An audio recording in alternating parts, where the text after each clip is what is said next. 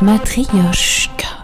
Donc si on récapitule, il y a eu d'abord l'IA symbolique, il y a eu ensuite le deep learning, et aujourd'hui, on est rentré depuis la fin de la décennie 2010 dans une troisième ère, une troisième partie qui combine les deux approches et nous ouvre une porte vers un nouveau monde. Reconnaître une voix, conduire une voiture, détecter une tumeur sur une image médicale. Au lieu d'exécuter les ordres d'un programme, l'IA peut elle-même se nourrir de son expérience. Mais la question qu'on a envie de se poser, c'est aujourd'hui, cette IA générative, comment est-ce qu'elle se dessine en réalité?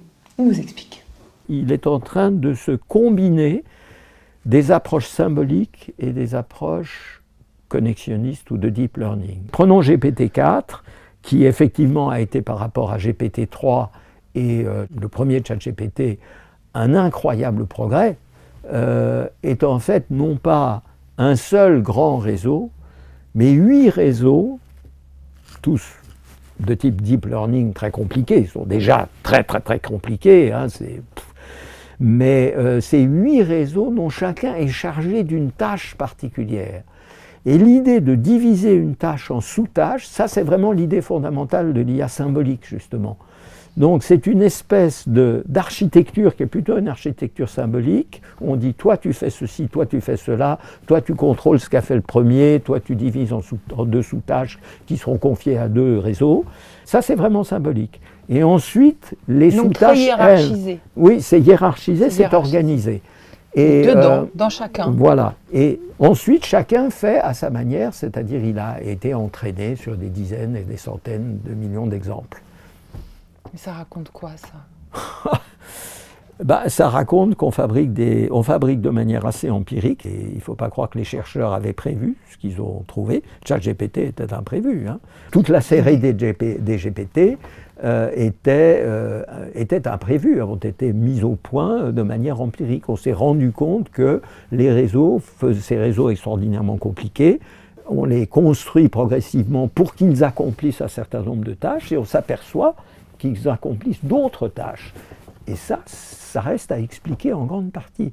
Donc là, il y a un vrai travail scientifique, parce qu'il n'y a pas de miracle. Si ces machines font ce qu'elles font, c'est pour des raisons qu'on finira par découvrir, mais qu'on n'a pas encore entièrement découvert. Est-ce que l'intelligence artificielle, aujourd'hui, ça apporte, en même pas 4 clics, en un clic, grâce à ChatGPT, une solution à un problème que moi, je ne serais pas en mesure de régler, et donc ça donne l'impression d'avoir de nouvelles perspectives face à des soucis qui nous paraissent insolvables. On peut toujours imaginer que l'intelligence artificielle, demain, après-demain, dans 10 ans, dans 20 ans, dans 50 ans, aura acquis des capacités qu'on ne peut même pas imaginer aujourd'hui. Il n'y a rien, si vous voulez, dans les réalisations actuelles de l'intelligence artificielle qui nous donne à penser que nous arriverons à ce niveau-là d'intelligence. Ce que l'intelligence artificielle d'aujourd'hui permet de résoudre, c'est des problèmes relativement limités.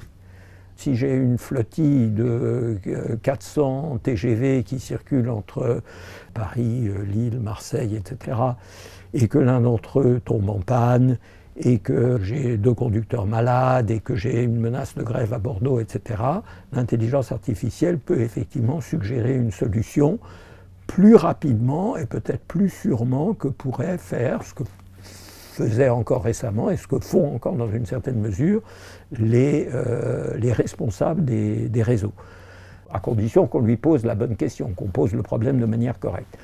Alors, mon ami Yann Lequin est parmi les optimistes.